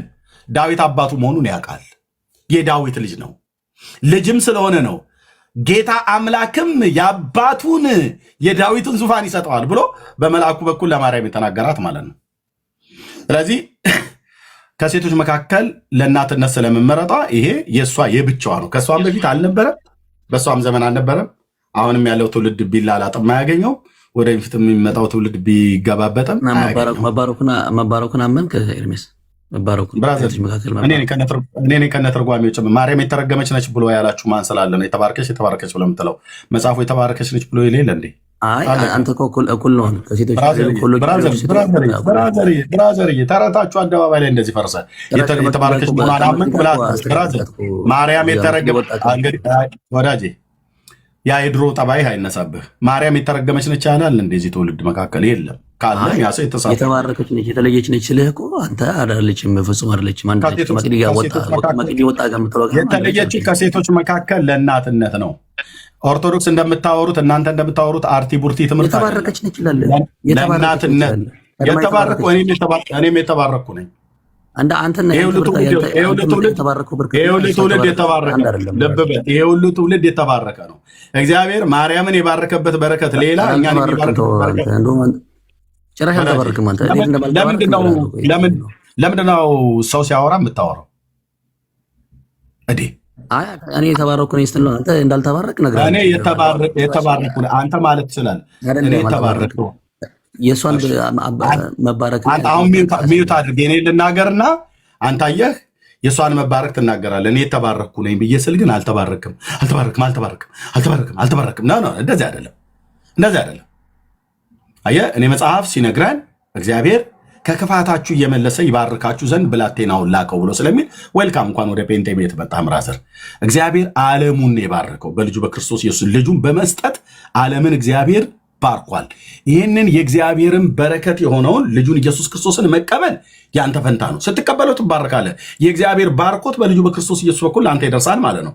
እኔ ግን የእግዚአብሔር ባርኮት የዛሬ 28 ዓመት ወደ ጴንጤዎቹ ጋር ስመጣ ያ የእግዚአብሔር ባርኮት በልጁ በክርስቶስ ኢየሱስ ከክፋታችሁ እየመለሰ ይባርካችሁ ዘንድ ብላቴናውን ሰደደው ብሎ ጴጥሮስ በተናገረው ቃል መሰረት የአብን ልጅ የዳዊትን ልጅ ጴንጤዎቹ ተቀበል ብለው ሲሉኝ እንደ ቃሉ እውነት ተቀበልኩ። ስለዚህ ከዛሬ 28 ዓመት ጀምሮ አም ብለስድ የተባረኩ ሰው ነኝ። እኔ ብፁዕ ሰው ነኝ። ወንድሞች እናቶች፣ የታች ያላችሁ ጻፉ። በጌታ በኢየሱስ ክርስቶስ የምታምኑ ብፅዕት ማርያም ብቻ አይደለችም። አንቺ በክርስቶስ ኢየሱስ ታምኛለሽ አይደል? መቅድዬ ብፅዕት ሴት ነኝ ብለሽ ጻፊ። የአንቺ ብፅዕና ከማርያም ብፅዕና አይበልጥም፣ የማርያምም ከአንቺ ብፅዕና አያንስም። አንቺ ብፁዕ ነህ ማለት የተባረክንሽ። በማን የተባረክሽው? በክርስቶስ። ማርያምስ በማን የተባረከችው? በክርስቶስ። ማርያም በሌላ በረከት፣ አንቺ በሌላ በረከት አልተባረክሽም። ኦኬ። በጎ ስጦታ ፍጹም በረከት ከብርሃናት አባት ከሰማያት ይወርዳሉ እንዳለ ያዕቆብ። ስለዚህ ከብርሃናት አባት ከአብ ተልኮ የአብ በረከት መባረኪያው ዓለምን የባረከበት ልጁ ልኮታል። ልጁን በመቀበሌ የአብ በረከት ለእኔ ተቀብያለሁ ማለት ነው። በረከትን ያልተቀበለ ኦርቶዶክሳዊ ነው እንጂ ገና ተቀበለ በለስተር እኔ አልቀበልም ይላል። ኢየሱስ ያንተ ነው አይደለም፣ እኔ የማርያም ነኝ ይላል። የኢየሱስ ነኝ ብሎ የሚለውን ሰውዬ ይሰድቡታል። እና ልብ በል አም ብለስድ ጻፉ ወንድሞች እናቶቼ። እኔ በክርስቶስ ኢየሱስ የተባረከው ነኝ። አንቺ በክርስቶስ ኢየሱስ ታምኛለሽ፣ ጌታን ተቀብለሃል። የተባረከ ትውልድ ነህ ብራዘር። እዚህ ያሉ ወንድሞች እናቶቼ በሙሉ የተባረኩ ናቸው። ሴት የሆናችሁ ብፅዕት ነኝ ብላችሁ ጻፉ። ወንድ ሆንክ ሆኔ ላለው እዚህ በቃሌ እኔ ብፁዕ ነኝ። የዮናሊ ስምዖን ጴጥሮስ ሆይ ብፁዕ ነኝ፣ ብፁዕ ነህ ብሎ ያለው ጌታ ያ ብፅዕና ለእሱ ብቻ አይደለም የተነገረው። ያ ብፅዕና እሱ ላይ ብቻ አይደለም የሚያበቃው። ሳያዩ የሚያምኑኝም ብፁዓን ናቸው ያለው ምን ማለት ነው? ያ እውነት ለእኔ ደርሷል ማለት ነው። ጌታዬ በስጋ ሲሰቀል አላየሁትም። በስጋ አይኔ እነ ጴጥሮስ እንዳዩት አላየሁትም። ማርያም እንዳየችው አላየሁትም። ግን ተነገረኛ፣ ግን ሰማዋ፣ ተተረከልኛ። የምስራቹን ቃል ከኢየሩሳሌም ከተማ ጀምሮ በአሕዛብ ሁሉ ይሰበካል። ስለዚህ ክርስቶስ ለሰው ልጆች በደልና ኃጢአት ሞቷል፣ በስሙ የሚያምን ንስሐና የኃጢአት ይቅርታውን ያገኛል ብሎ የሚል ቃል የምስራቹ ቃል ከኢየሩሳሌም ከተማ የተነደለ የወንጌል እውነት እኔ ህይወት ጋር መጣ፣ እዚህ ወንድሞቼ ጋር መጣ። ስለዚህ በጌታ ስናምን ምንድን ነው የሆኑ ብፁዓን። ስለዚህ አሁን እዚህ ያለን ሰዎች በሙሉ በተናጥል ብፁዕ ነኝ፣ በህብረት ከእናንተ ጋር ሆኜ ብፁዓን ከተባለ ትውልድ መካከል ነን። ማርያም አለች ብፅዕት ናት፣ ብፅዕት ናት፣ ብፅዕት ናት ይላሉ። እንዴ ብፅዕት አይደለችም ብለን አላልንም እኛ። እሷም ያለችው ትውልድ ሁሉ ብፅዕት ይሉኛል ማለት የተባረከች ይሉኛል ማለት ነው። የመባረኳ ምክንያት ምንድን ነው? ጌታን በስጋ ወልዳለች። አለቀ። ጌታን በስጋ ወልዳለች። ከዛ ውጭ የማርያም ብፅዕና ከኔም ከአንተም ሊበልጥ ሊያንስም አይችልም ነው። አንተ እርጉዝ ሴት ጋር ስትሄድ ስታወራ ፅንሱ ይዘላል። አንተ አሁን እርጉዝ ሴት ጋር ሄዳ አወራህ ልበል፣ ፅንሱ ይዘላል በደስታ። ለምን ይዘላል? አይዘልም። አታዘልልም። ማርያም ነች እንዲያዘለለችው። ማርያም ይኸው ስማ፣ ማርያም ነች ያዘለለችው። ይኸው የሰላምታዋን ድምፅ ሲሰማ ዮሐንስ ኤልሳቤጥ ሆኖ ዘሏል። የሰላምታዋን ድምፅ በሰማ ጊዜ ልክ እኮ ፅንሱን ያዘለለው ማን ነው ነው እያልኩ እንጂ እኮ የሰላምታሽ ድምፅ በጆሮዬ በሰማው ጊዜ ወይ ደግሞ በመጣ ጊዜ ብላታለች። ፅንሱን ያዘለለችው ማርያም ናት ወይስ ማርያም ውስጥ ያለው አምላክ ነው ፅንሱን ያዘለለው ዮሐንስን? የሰላምታሽን ድምፅ በጆሮ አሁን ይኸውልህ፣ አሁን አንተ መሰለህ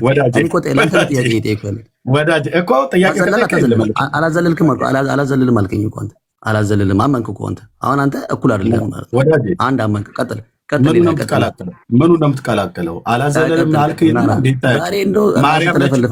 እስቲ እኩል አታውራ። ጥያቄ ጠይቀህ ላላላላ አትበል እንደ አረብ። ፅንሱን ያዘለለችው ማርያም አይደለችም። ፅንስ ያዘለለችው ማርያም ፅንስ አዘላይም ልትሆንም አትችልም። መብትና ስልጣንም ኃይሉም የላትም። ፅንሱን ያዘ እናንተ ናችሁ እኮ ስትዋሹ የነበረው በመዝሙራችሁ ማለት ነው። በመዝሙራችሁ አዱና እየተማመጠን ምን አላችሁ?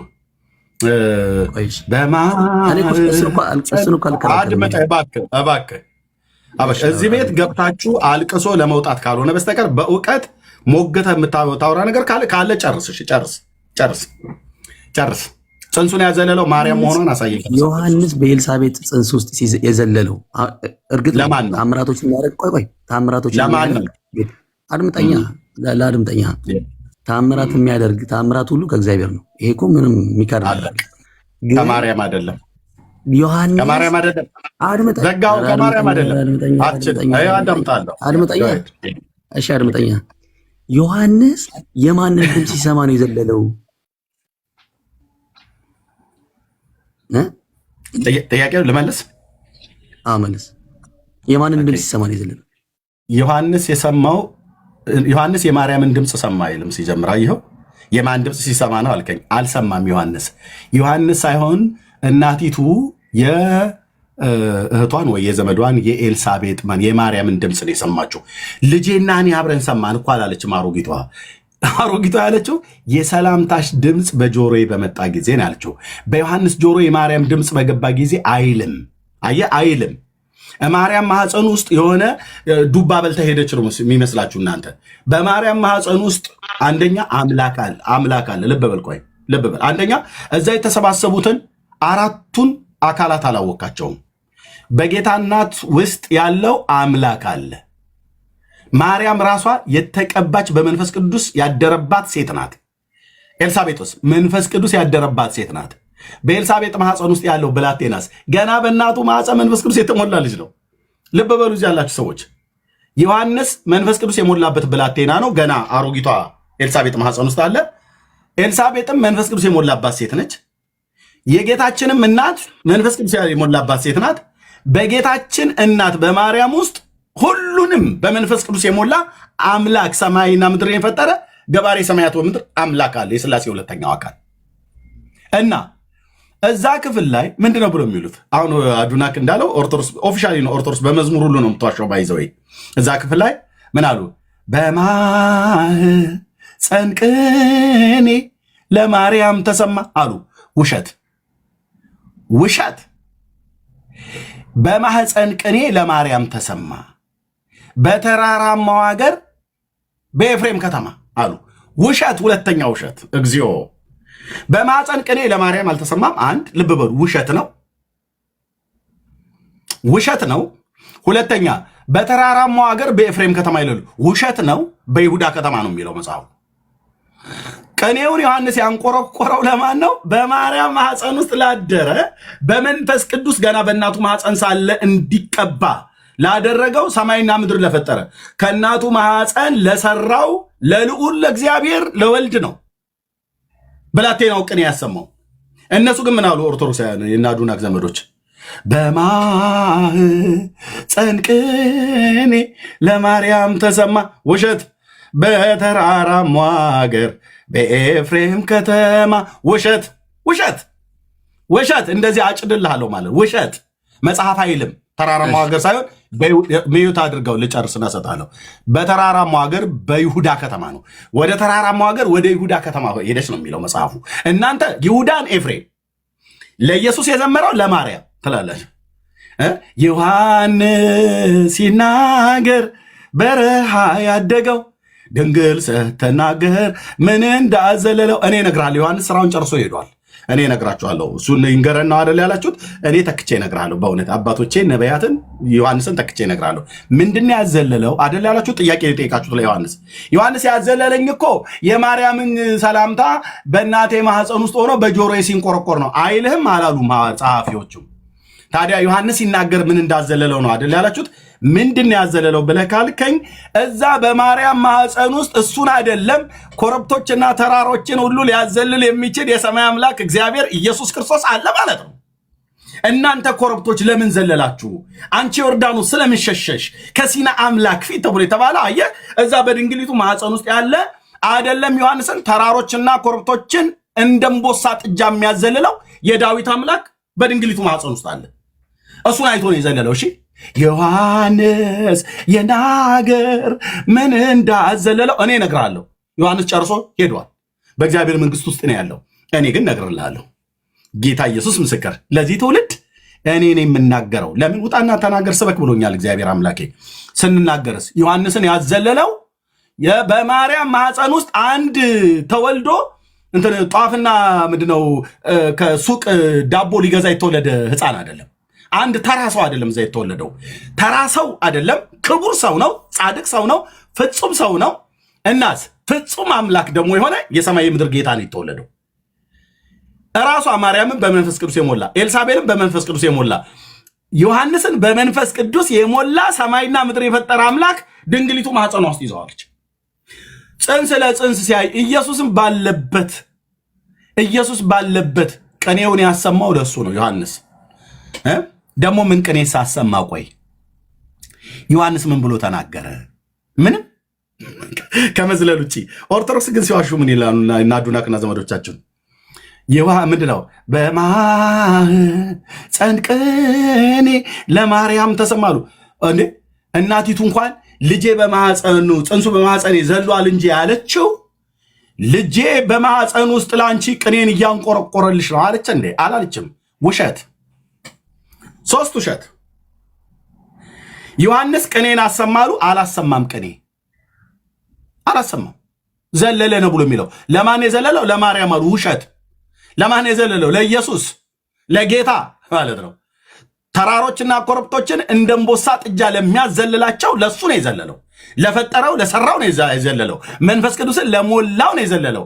በስተርጅና ወራት ለኤልሳቤጥና ለዘካርያስ ልጅ እንዲሆኑ ነቢይ አድርጎ በኤልያስ መንፈስና ኃይል በፊቱ እንዲሄድ የጠራው እግዚአብሔር አስቀድሞ በሁለት የብሉይ ኪዳን ነቢያት በሚልክያስና በኢሳይያስ ትንቢት የተነገረለት ታላቅ ነቢይ ነው በማኅፀኗ የተሸከመችው። ይህንን ነቢይ ልዑል ነው የሰራው፣ እግዚአብሔር ነው የፈጠረው። ለፈጠረው አምላክ ነው። አየ የፈጠረው ጌታ የዘካርያስን የዘር ፈሳሽ ከእናቱ እንቁላል ጋር አገናኝቶ የሰራው አምላክ በድንግሊቱ ማህፀን ውስጥ ተጸንሶ መጣ። እናስ ልጁ ሕፃኑ መንፈስ ቅዱስ ሞልቶበታል። ስለዚህ የዘለለው ለማርያም አይደለም። ቅኔንም አላሰማም። ለኢየሱስም ቅኔ አላሰማም፣ ለማርያምም ቅኔ አላሰማም። ኦርቶዶክስም በውሸት በተራራ መዋገ ምንድነው በማህፀን ቅኔ ለማርያም ተሰማ ይላል።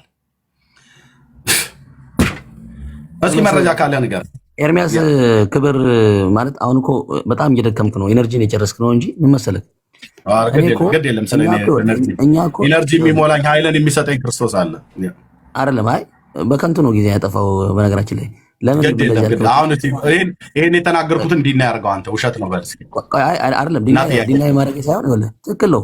አሁን እኮ የተናገርከው ነገር እኮ ነው። ይኸውልህ አድም ጠይቆኝ አጨበጨበን ወደ ቤት ነው መሄድ አለበት። ስለዚህ በማህፀን ቅኔ ለማርያም ተሰምቷል። አስወራው ዝም አልከኛል። ያ ድንግል ማርያምን ብናከብር ለድንግል ማርያም ክብር ብንሰጥ ለድንግል ማርያም በጣም የተለየ ክብር ብንሰጥ ከማን አንጻር ነው ብለን ብንነጋገር ከጌታችን ከመድኃኒታችን ከኢየሱስ ክርስቶስ አንጻር ነው።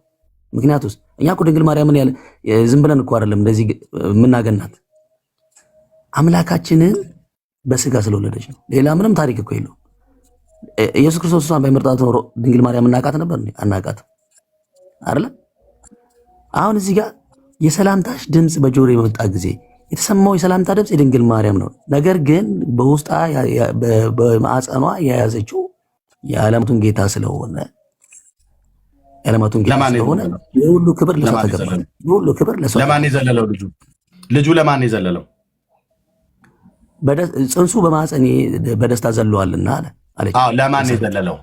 ለማን የዘለለው? በደስታ ዘለለ አምላኩ በማህፀን ሆኖ በድንግል ማርያም ማህፀን ሆኖ መጥቶ ለማን የዘለለው ነው?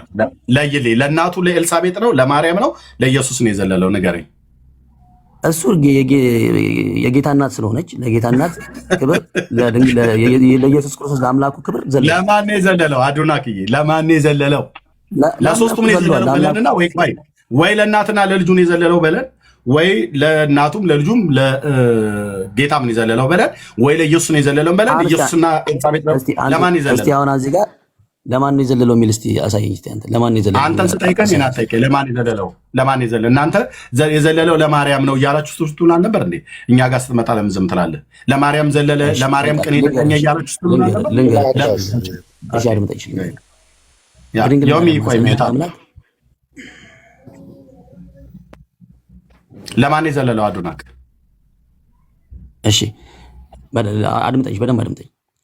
በድንግል ማርያም ማኅፀን ላለው ለአምላኩ ለእግዚአብሔር አምላክ በአምላክነቱ በደስታ ዘለዋል። ለድንግል ማርያም ክብር ደግሞ ዘለዋል። ለሁለቱም ነው የዘለለው። ለሁለቱም ነው የዘለለው። በደስታ ዘለዋል። ምንም አታንተና አትበለው። ለሁለቱም ነው የዘለለው እያልከኝ ነው። ቆይ እሺ፣ አሁን ቃል በቃል እናንብበው። ቃል በቃል እናንብበው። ኤልሳቤጥ የተናገረችው እኔ ቃል በቃል ለማን የዘለለው? የሰላምታሽ ድምፅ በጆሮዬ በመጣ ጊዜ አለች። የማን ሰላምታ ድምፅ? የድንግል ማርያም ሰላምታ ድምፅ በማጆሮ ነው የመጣው። ድምፅ በመጣ ጊዜ በማጆሮ ነው የመጣው። በኤልሳቤጥ ጆሮ በመጣ ጊዜ የሰላምታ ቅድም ግን በዮሐንስ ጆሮ አልከኝ። የት አለ ዮሐንስ ጆሮ? የማርያም ሰላምታ ድምፅ። ዮሐንስ እኮ በኤልሳቤጥ ማኅፀን ውስጥ ነበር። የጠየቁ መልስ ዮሐንስ የማርያምን ሰላምታ ሰምቶ ነው የዘለለው። ቅድም አልከኝ። የት አለ? ዮሐንስ እኮ እኔ እኮ አልሰማኝም እንጂ ዛን ጊዜ ዮሐንስ እኮ ሰላምታውን ለማን የዘለለው? ይሄንንም ተወው። ሰላምታውን ያቀረበው ሰላምታ የተባባሉት ተነጋገርን አይደል? ዘመዳሞች ናቸው ሰላም የተባባሉት። አድምጠኝ፣ የነገርኩህ ነው። ሁለቴ ሶስቴ አይደለም እኮ የምናገረው፣ አንዴ ነው የምናገረው። የሰላምታ ድምፅ ሰላምታ ያቀረበችው ድንግል ማርያም ነች። ለማ ለኤልሳቤጥ። በማኅፀን ያለው ደግሞ ዮሐንስ ነው። በኤልሳቤጥ ማኅፀን ውስጥ ያለው በድንግል ማርያም ማኅፀን ውስጥ ያለው ደግሞ የዓለማቱ ፈጣሪ እግዚአብሔር አምላክ ኢየሱስ ክርስቶስ ነው። ኢየሱስ ክርስቶስ ዮሐንስ በኤልሳቤጥ ማኅፀን ውስጥ ያለው ዮሐንስ ለአምላኩ ክብር ዘለለ። ዘሴም ታይም ደግሞ የድንግል ማርያምን ሰላምታ ሰምቶ ለድንግል ማርያም ክብርም ዘሏል።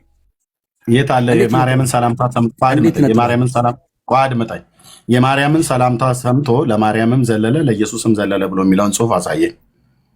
አንተ ለማርያም አልዘለለም። አሳየኝ። አንተ ክሌም ያደረግከው አንተ ነህ። ለድንግል ማርያም ክብር አልዘለለም የሚል አሳየኝ። አዱናክዬ ክሌም ያደረግከው አንተ ነህ። አንተን እኮ ያልከኝ እኔ አሁን ያልኩት እንደማመጥ። እሺ ልክ እኔ እንዳደመጥኩ ማለት ነው። አንተ ነህ ክሌም ያደረግከው። አሁን ትመጡና ማርያም ታማልዳለች ትሉናላችሁ። ማማለዷን ከመጽሐፍ ቅዱስ አሳዩን ብለን ስንል አታማልድም ብሎ የሚል አሳዩን ትሉናላችሁ። አድመጣ እንደዚሁ እኮ ነው። እንደዚሁ ነው አሁን ያልከው ስለሚመሳሰል ማለት ነው። እኔን አታቋርጠኝ፣ እሰጥሃለሁ። ማርያም አማላጅ ናት፣ ታማልዳለች ትሉና ስትመጡ እኛ ጋር ኦኬ ታማልዳለች፣ ኦኬ እሺ ማማለዷን ከመጽሐፍ ቅዱስ አሳየን ብለን ስንጠይቃችሁ አታማልድም ብሎ የሚል አሳዩን እንጂ ኤርሚያስ ትሉን አላችሁ እኛን ማለት ነው። ለምን ታማልዳለች ብሎ የሚለው እንደ ፉከራ ነው። ኢትዮጵያ ትቅደም፣ አቆርቋ�ዟ ይውደም። እንደዚህ ከዚህ ላይ ይቻላል። የኢትዮጵያ ማርያም ታማልዳለች ብሎ ለጨርስ ብራዘር እንዴ እኔ ሰምቻለሁ። እናንተም እኮ ወድማችኋል በሐሰት ትምህርት ማለት ነው። እኛውን ግን እንደ ምሳሌ ለምን የምታቋርጠኝ? እኔ እንደሰማሁ ለምን አሰማኝም? እኔ እንዳስጨርስኩ ለምን አታስጨርሰኝም? ስለዚህ ምሳሌውን የሰጠሁት ማርያም ታማልዳለች ትላላችሁ። እሺ ማማለዷን አሳዩን ስንላችሁ አንተ አታማልድም ብሎ የሚለውን አሳየ ነው የምትሉት መጡና እንጂ ማማለዷን እስካሁን ከአፋችሁ ውጪ በተጻፈ ጽሑፍ አላሳያችሁንም። ግን ሞከራችሁ፣ ታተራችሁ። ብሉይ ኪዳን ላይ ሄዳችሁ ምሳሌ 31 እንትና ሕዝቅኤል 44 ዳዊት ላይ መዝሙር 45 ወትቀውም ንግሥት በየማንከ ብሎ የሚለውን ያልተጠቀሰ ጥቅስ የለም። በሙሉ ከእጆቻችሁ ላይ ዶግ አመድ አድርገን አራገፍ ነው። የማርያም አማላጅነትን ልታሳዩ አልቻላችሁም። ትልልቅ መምህራን እንዳሉት ገልጭ የማሳየው አጠይቁኝ ጥቅስ እዩና እመኑኝ የልቤ ሲደርስ ብለው ጧፍ ሸጡ፣ ከሀገር ወጡ። እነምረታ ማለት አለቅ። አሁን ልክ እንደዚሁ ሁሉ ማርያም በማኅፀኗ ጌታን ይዛ የዘለለው ለጌታ ነው አልከኝ ቅድም እኔ ብዬ ስል ተራሮችና ኮረብቶች በፊቱ የሚዘሉለት ለሲና አምላክ ይላል ዳዊት። ስለዚህ ዮሐንስ አንድ የተፈጠረ አንድ ፍጡር በማኅፀን የተሰራ በእግዚአብሔር መንገድ በእግዚአብሔር ሐሳብ የተፈጠረ የጌታ መንገድ ሊጠርግ የተዘጋጀ ነቢይ ያውም በመንፈስ ቅዱስ እዛው እናቱ ማኅፀን ውስጥ ሆኖ ብቸኛ ነው። በመንፈስ ቅዱስ ለመሞላት ብቸኛ ብላቴና ነው። ልብ በሉ፣ ብቸኛ ብላቴና ነው። ማርያም እንኳን በመንፈስ ቅዱስ በማኅፀን ሳለች አልተሞላችም። ዮሐንስ ብቻ ነው በመንፈስ ቅዱስ የተሞላ። ይሄ ብላቴና ይሄ ነቢይ ገና በማኅፀኑ ሳለ በመንፈስ ቅዱስ ለሞላው ለፈጠረው አምላክ በማኅፀን ውስጥ ሆኖ ዘሏል። አንተ ግን የዘለለው ለሱ ብቻ አይደለም ለሷም ለሱም ነው የዘለለው ብለኛል። ክሌም ያደረከው አንተ ነህ ለሷ ብሎ የሚለው ማለት ነው። ቅኔንም አሰምቷል አላችሁ። በማህፀን ቅኔ ለማርያም ተሰማ ብላችሁ 60 ሚሊዮን ህዝብ እኮ እየዋሻችሁ ነው አደባባይ ላይ በመዝሙር ማለት ነው። በተራራማው ሀገር በኤፍሬም ከተማ አላችሁ። ኤፍሬም ከተማ የሚባል ማርያም ድርሽ አላለችም። ኤልሳቤጥም የነበረችው በይሁዳ ከተማ ነው። ወደ ተራራማው አገር ወደ ይሁዳ ፈጥና ወጣች ነው ብሎ የሚለው። ኤፍራይም ከኢየሩሳሌም ከተማ ሰሜናዊ ክፍል ላይ ነው። የአሁኑ ዌስት ባንክ የሚባለው ግዛት ውስጥ ፍልስጤማውያኑ ያዙት ማለት ነው። ሰማሪያ ተብሎ የሚጠራው። እናንተ አንደኛ አገርን ታሳስታላችሁ። ማርያም ወደ ይሁዳ ከተማ ፈጥና ወጣች ይላል። እናንተ ግን ወደ ተራራማ ወደ ኤፍሬም ሀገር ሄደች ብላችሁ ወዳጄ። ኦኬ ሚዩት ላድርገው ወይስ ካልሆነ ትወርዳለህ? ኦኬ ደግመህ ከከፈትክ ትወርዳለህ ወንድማችን። ለምን ከአዱናክ ጋር ነው። አዱናክን ስማኝ ብዬ ከአዱናክ ጋር የምናወራው። አዱናክ ኦርቶዶክስ አይነት ስንጨርስ እንሰጥሃለን። አሁን የአዱናክ እድሉ ሰጥቸው ሲጨርስ እንሰጥሃለን። ቴንክ ዩ። ስለዚህ ልብ በሉ እዚህ ያላችሁ ሰዎች፣ ኦርቶዶክስ አደባባይ ላይ በጣም ብዙ ውሸት ነው የምትዋሸው ወንድሞቼ እናቶቼ። ቤተክርስቲያኒቱ እንደሆነ የሚናገረው ለምን ግለሰቦች አይደለም እያስተማሩ ያሉት። በግለሰብ ደረጃ መዝሙር እንኳን ቢወጣ ሳንሱር እንኳን አሁን መዝሙሩን ይሄን መዝሙር የዘመረው በጣም ማከብረው ወንድም ነው ዘማሪ ቴዎድሮስ ዮሴፍ የካ ሚካኤሉ ነው። በማህፀን ቅኔ ለማርያም ተሰማሉ። አንድ ሉቃስ ጸሐፊው እንኳን ዮሐንስ ቅኔ ለማርያም አሰማ እንኳን ብሎ አላለም። ራሷ እናትየዋ ኤልሳቤጥ እንኳን በማህፀኗ ያዘለችው በማህፀኗ ገና የጸነሰችው ብላቴና እንኳን ልጄ በማህፀን ውስጥ ሆኖ ለአንቺ ቅኔ ተቀኘ ብላ ብትል ኖሮ ኦኬ ይጻፍ ነበር። ልጁ ቅኔ ሊቀኝ ገና የ6 ወር ልጅ ነው። የ6 ወር ህፃን ገና 6 ወር ሆኖ ነው ጌታ ማርያም ወደ ኤልሳቤጥ ሄደችው። የ6 ወር ህፃን ያላሰማውን ቅኔ ለማርያም ቅኔን አሰማ እያሉ 60 ሚሊዮን ህዝብ ይዋሻሉ። የሚጠይቃቸው የለም፣ ያነበበ የለም፣ ለማንበብም አይፈልጉም። ሁለተኛ ወደ ተራራማው ሀገር ወደ ኤፍሬም ከተማ አሉ። የኤፍሬም ከተማ አይደለም ማርያም ሄደችው። አታውቀውም። የኤፍሬም ከተማ በታሪክ ካልሆነ በስተቀር ወደ ይሁዳ ከተማ ነው ሄደችው። ምክንያቱም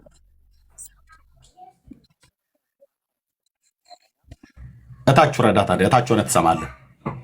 እዚህ ሆነ መስማት ካልቻል ከታች ኮፒ ሊንክ ሼር ታብ እያደረግ እንትን ስክሪኑን ሞባይል እንደዚህ ነካካው። እሱን የሚመጥን ኦኬ። ስለዚህ ቤተክርስቲያኒቱ እንደ ቤተክርስቲያን ነው የምትዋሸው ነው እያልን ያለ ነው። ምክንያቱም ይሄ ግለሰብ ቢዘምረው እንኳን ህዝቡ እንዳለ ይዘምረዋል እያልን ያለ ነው። አሁን አንተ ይህን ተናግሬልስ ምንድን ነው ያልከን? አዱናክ ለጌታም ነው የዘመረው ለማርያምም ነው የዘመረው ቅኔን ያሰማው። እንዲሁም ለጌታ ነው አላለችውም። በማህፀን ቅኔ ለማርያም ተሰማ ነው። ቆይ በማህፀን ቅኔ ለማርያም ተሰማ። አድምጠኝ።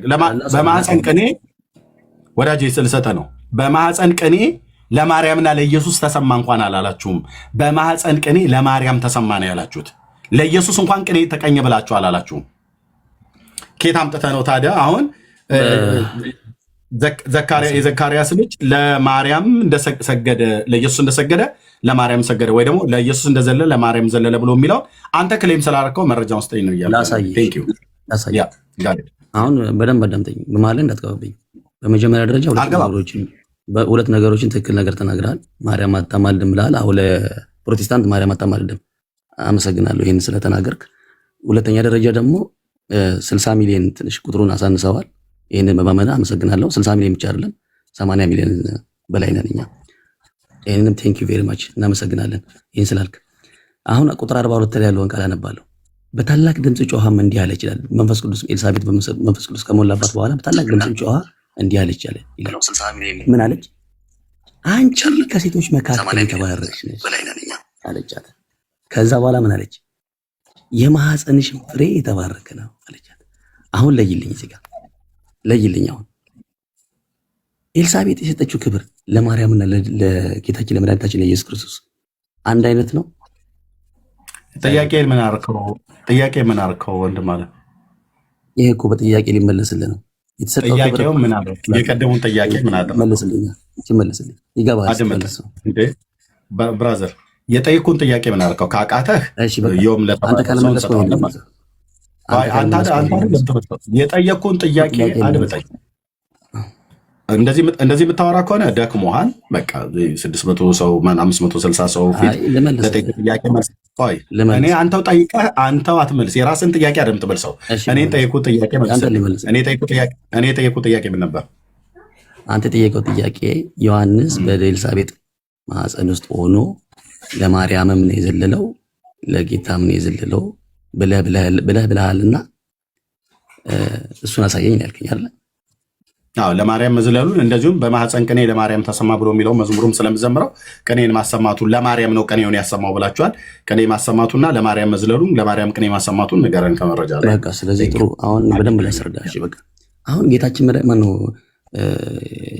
ዮሐንስ በኤልሳቤጥ ማህፀን ውስጥ ሆኖ የሰጠው ማነው የዘለለው በደስታ የዘለለው ዝልያ ለድንግል ማርያም ነው ለድንግል ማርያም ዘሴን ታይም ዘለዋል ስልክ አንተ ግን ማስረጃ የለም። በነገራችን ላይ ማስረጃ የለም። አንተ ለድንግል ማርያም እንዳልዘለለ ማስረጃ የለም። እኔ ግን ለጌታችን አንተ ዘሏል ብለህ የምትለው ማስረጃው አንተ የዘለለው ዘሏል ብለህ ያልከው ሰው የከለ የሚያርከው መረጃውን አሳይ። የኔ መረጃ ለመሆኑ እኮ ላውራ ልጨርስ። ለጌታችን ለዓለማቱ ጌታ ዓለማቱን ለፈጠረው ጌታ ክብር ሲል ዘለዋል። ዘሴም ታይም ደግሞ ለእናቱ ለቅድስት ድንግል ማርያም ክብር ሲል አሁን ስለ ክብር ነገር ነው እዚህ ጋር ስለ ክብር ነው የሚወራ ያለው። ለእናቱ ለቅድስት ድንግል ማርያምም ዘለዋል ብዬ ስነግረህ አይ አይደለም ለድንግል ማርያም አልዘለለም አልከኛል። መረጃ አሳይ መዝለሉ ይኸው መረጃ ከላይ አለ እኮ ስለ ክብር ተወራ ቁጥር 42 ላይ መረጃውን ይኸው መረጃውን እናቱ ስለ ማርያም ወዳጄ እናቱ ኤልሳቤጥ አድምጠኝ እባክህ። በቤቴ እባክህ ማለት የለብኝም አዶናክ። ኦኬ ለዚህ እኮ ነው እዚህ ቤት ትመጡና የምትመልሱ ስለምታጡ ትንጫጩና ከዛ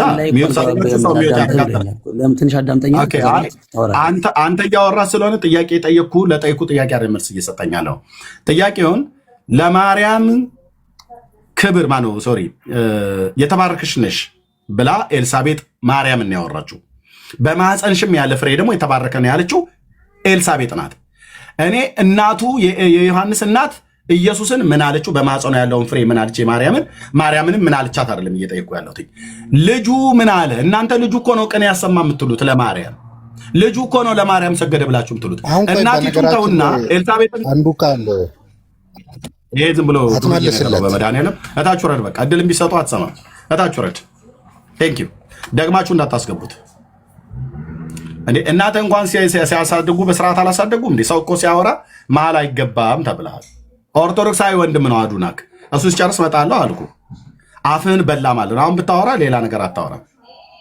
እናቶቻችን በሁለት ጉጭ አይላመጥም፣ ሰው ፊት ሄዳችሁ አትቁረሱ፣ ሰው ሲያወራ ጣልቃ አትጉ ተብሎ ነው ያደግኑ። ጣልቃም ከገባን ነው ራሱ አሁን አዱናክ ጣልቃ ቢገባ ኦኬ፣ ከኔ ጋር ነው ኮንቨርሴሽን እያደርጋለሁ። እኔ አዱናክ ላይ ጣልቃ ብገባ እኔ እና እሱ ነው የምናወራው። ምንም አላርፋል። እሺ እና ያልኩ እኔ እናቲቱ አዱናክ ኤልሳቤጥ ስለ ማርያምና ስለ ኢየሱስ ምን አለች አይደለም እያልኩ ያለው። አዎ ኤልሳቤጥ ማርያምን የተባረክሽ ነሽ ብላታለች። አንድ የማፀንሽም ፍሬ የተባረከ ነው ብላታለች። ሁለት ኤልሳቤጥ ምን አለች ስለ ኢየሱስ? ኤልሳቤጥ ምን አለች ስለ ማርያም? አይደለም የኛ ጥያቄ።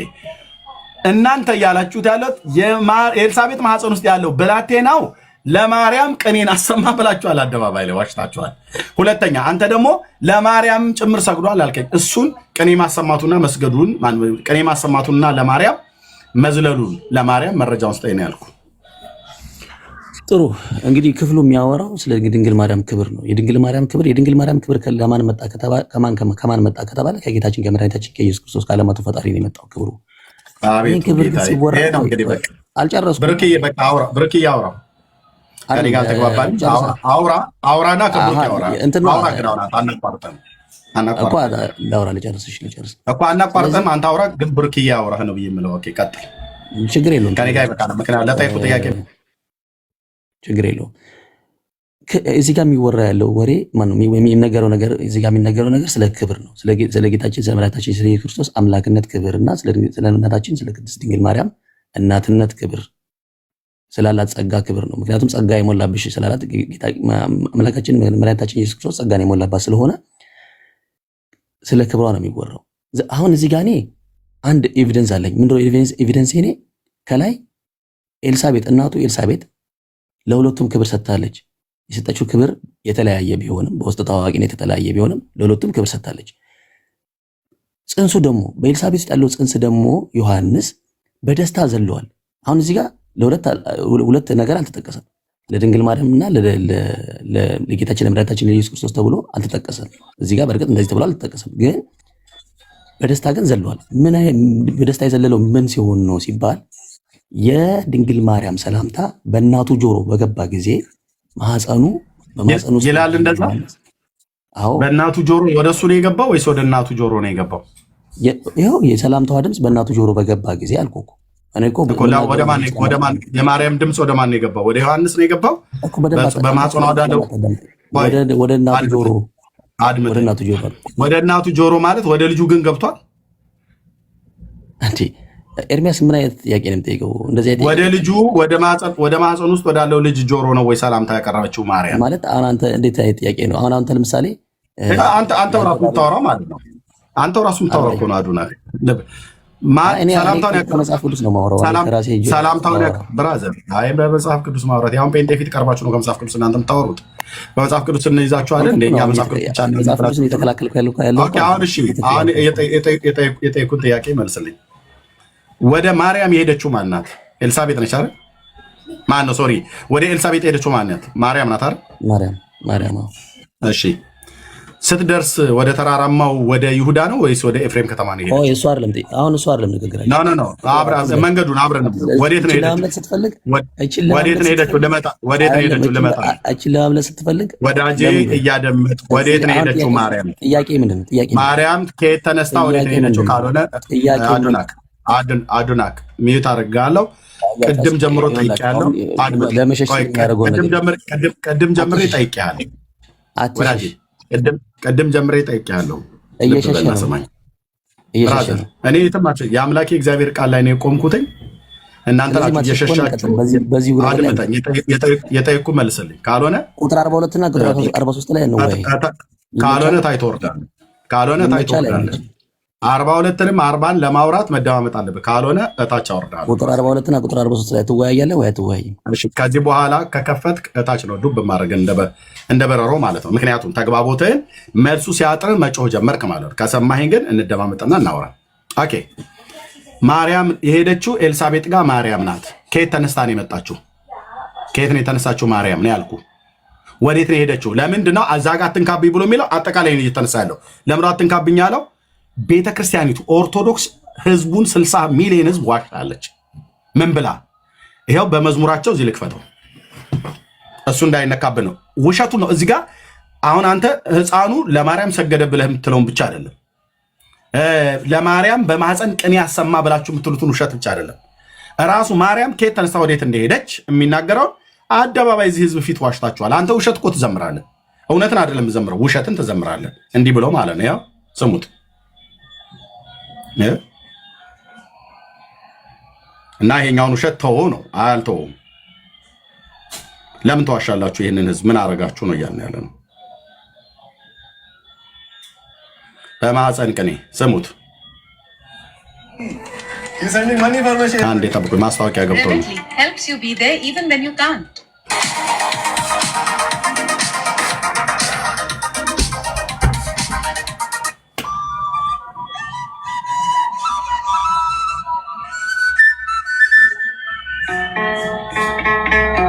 ሰሙ ይሄንን መዝሙር አዱናክም ይዘምረዋል፣ ጳጳሳት ሁሉ ናቸው የሚዘምረው። የማይዘምረው የለም።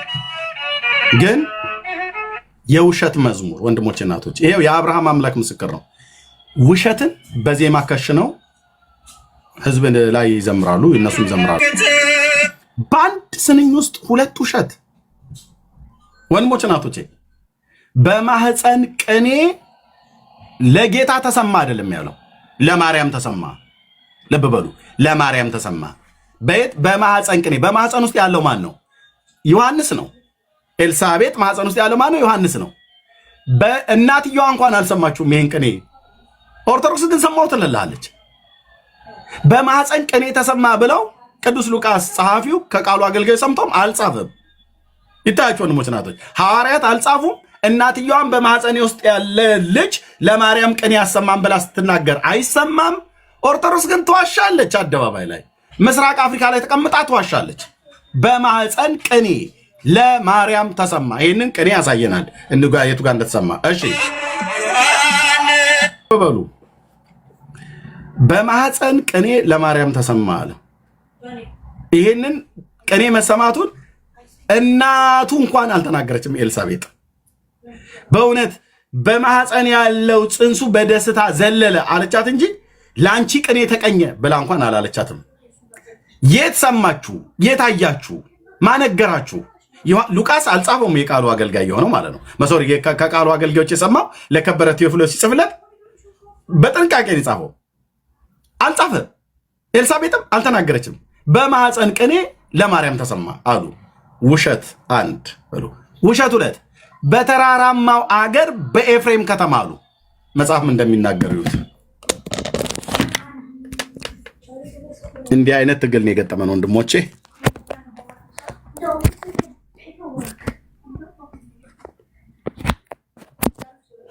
እዩ የዚህ ቤት ልማዱ መጽሐፍትን እያሳየን ነው የምናወራው።